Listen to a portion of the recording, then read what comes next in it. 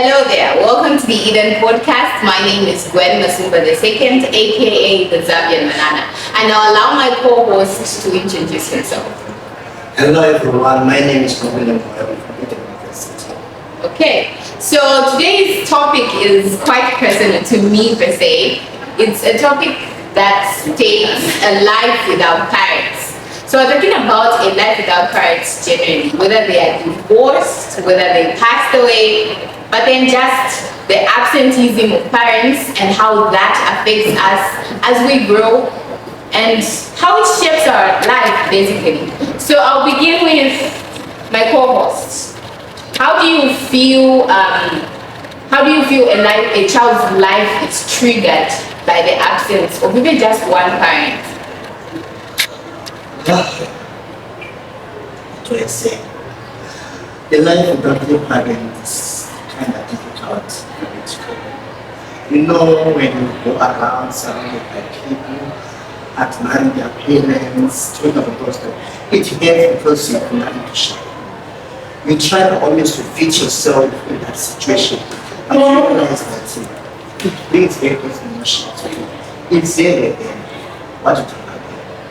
So it's kind of so emotional to talk that, yes, parents are not there to guide us, to give us love and that. Because without parents, trust me, no relative can give love and parents. There. I lost my dad when I was in the 10th grade. I was at boarding school. So my dad was the one. My mom is not really active in the whole visiting children, taking them food, even just in kindergarten. My dad played that role. So even now that I'm in university, I see my friends just grabbing their phones and calling their dads. Not that their dads or their moms are what to do, but then you know it's your parents. And you know you can just call them at any time and say, I don't have this. What do I do about it? But then for some of us without those parents, we don't have that luxury. Yes, they are people, they are relatives that are helping, but then like you said, no one else would love you like your parents. And you feel that also as a child as you grow. You know no one else will take up that responsibility with full force the way your parents did. And I feel it's been quite a lot really, and it has really shaped my life. And then I would like to bring it to when we become parents ourselves. Because one thing that I got growing up is, I have a sibling who's a boy.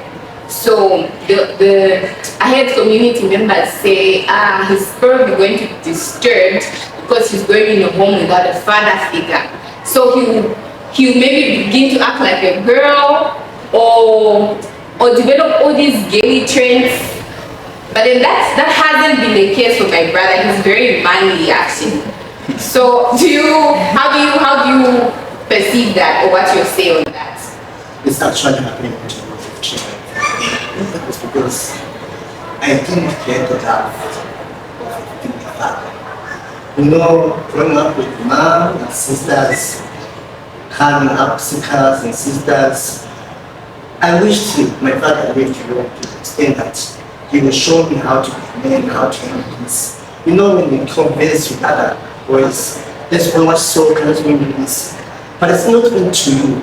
You try to always suit it. How can I fit inside? When the society is going to conclude that this one's a masculine. So sometimes they say it in a way that they think it doesn't hurt you, but it hurts very much. Because you try to always to be strong. But you know, being called mama's sport, this one can't run, this one can't do this. I'm trying, but it's not working.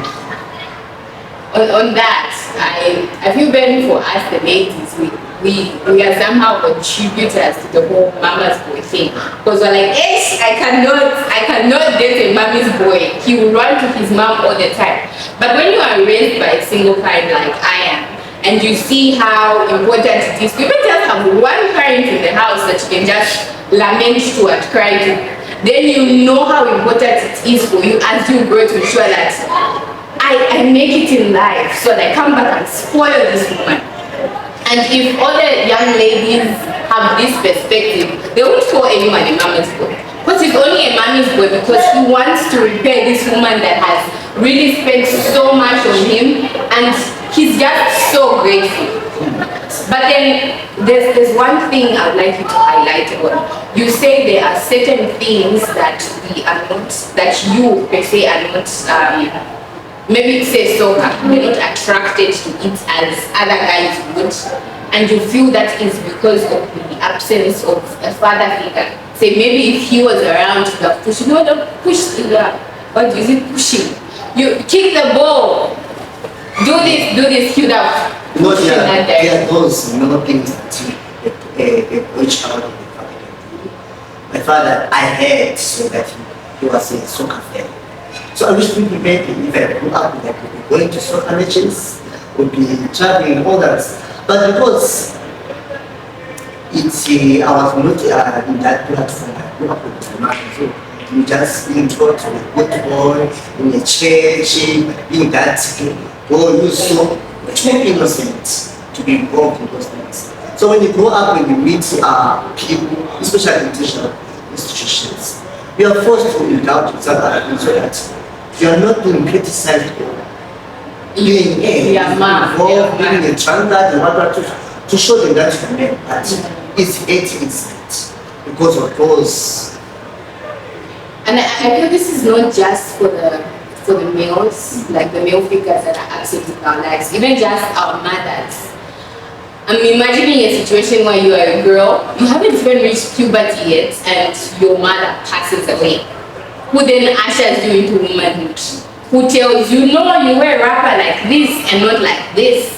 You sit like this as a girl, okay, fine, your father would tell you, or aunties would tell you, but I just feel like it's not the same. Because every time I come to school, I've been at school for 5 years now, uni, and then I was at boarding school before that. Every time before I go to school, there's a whole lecture about how I should stay away from boys, how I should just keep myself clean. That is my mom. And I'm imagining a situation where there are girls out there who do not have this luxury, they don't have their mothers. And then if it's someone else, like if my mother scolds me right now, okay, she scolds me and then I'll be like, okay. But then if it's my auntie or even just my elder sister, I'll be like, oh my God, she hates me. Why is she saying all these harsh things to me? Is it because I don't have a mom? Is it because I don't have a dad? So we really need to take keen interest in looking at children who grow up without parents.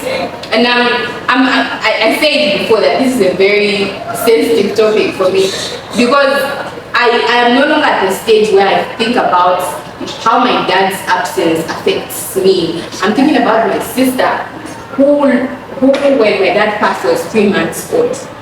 So she was 3 months. She has no idea how it feels to have a man in the house. At a certain age, she would call everyone daddy, daddy, daddy. And that was just heartbreaking, because girl, that's not your dad. That's not your dad. Why are you calling him daddy?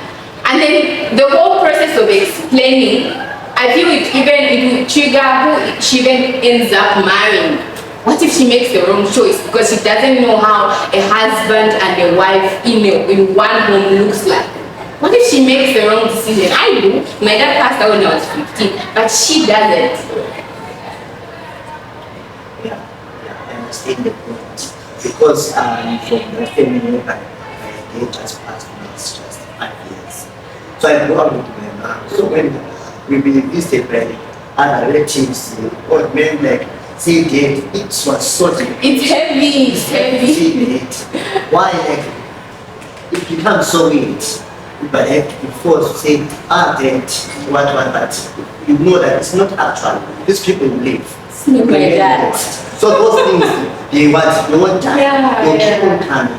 Imagine gatherings, everyone, their families, mothers, fathers, we are only them for man.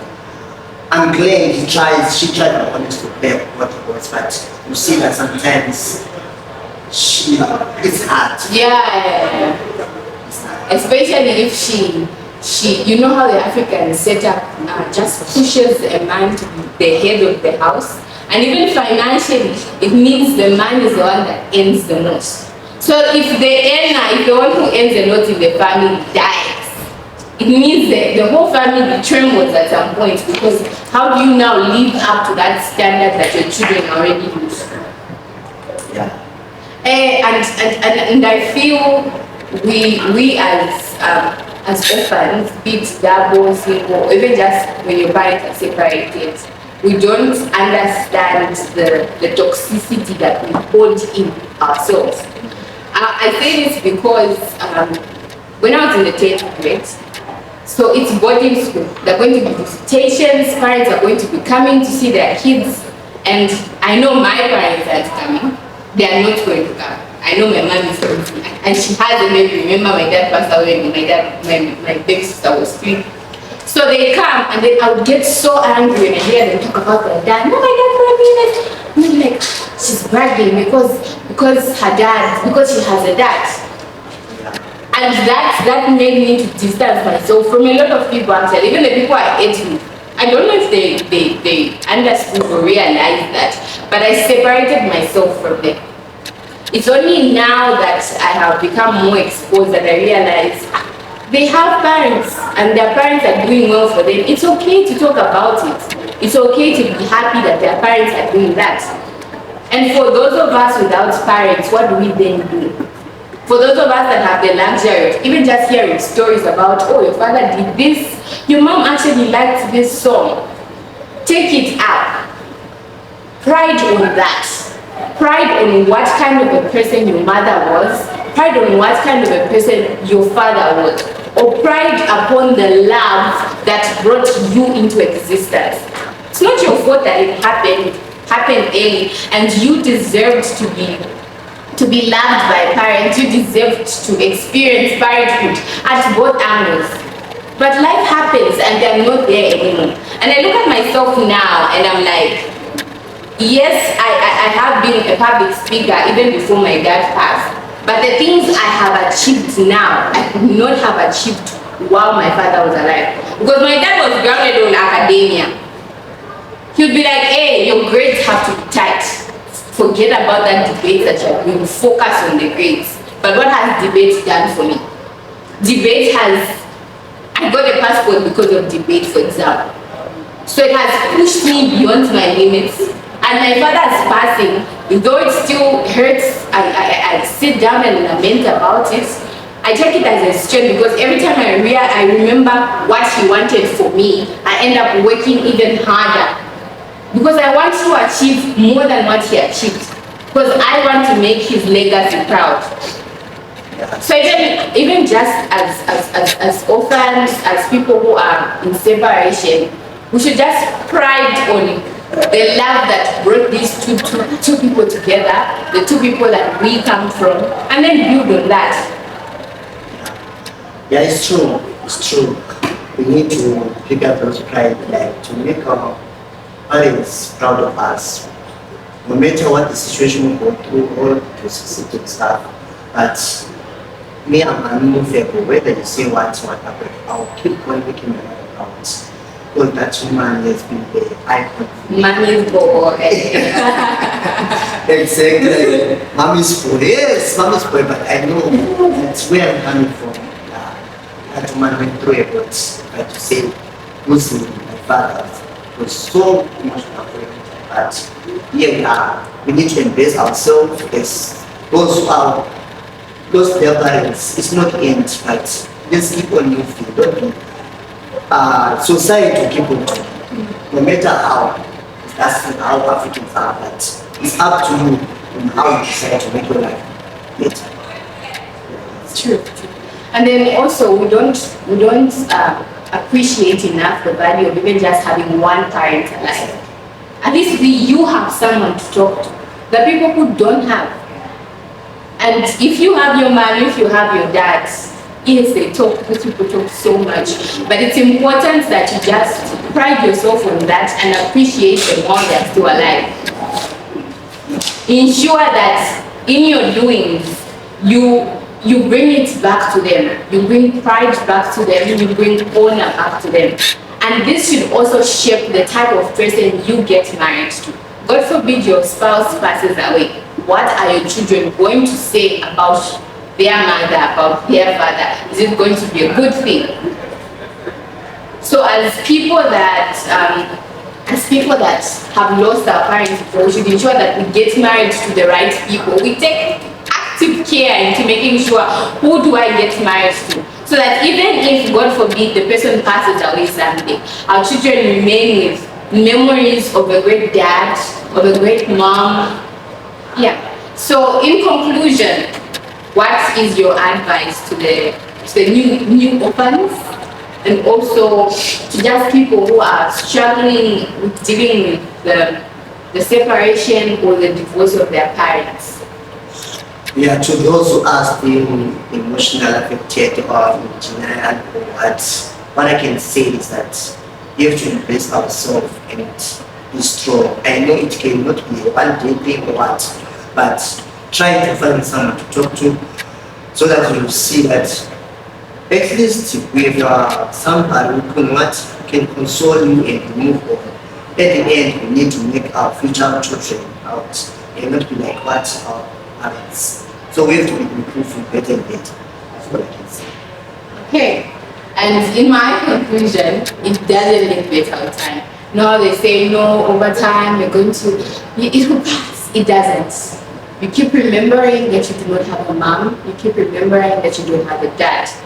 But it is important that you pick yourself up for your siblings, for the people around you who depend on you so dearly, and even for your nation, because you might not know, you might be the next big thing. So our topic and discussion today was a life without parents. And we hope that with this discussion, you have grasped that even without parents, it is important that you pick the pieces of your life up and shape it so that you become a better parent and you become an active parent for your children. This has been Gwen Masumba II, aka the Zambian Manana, and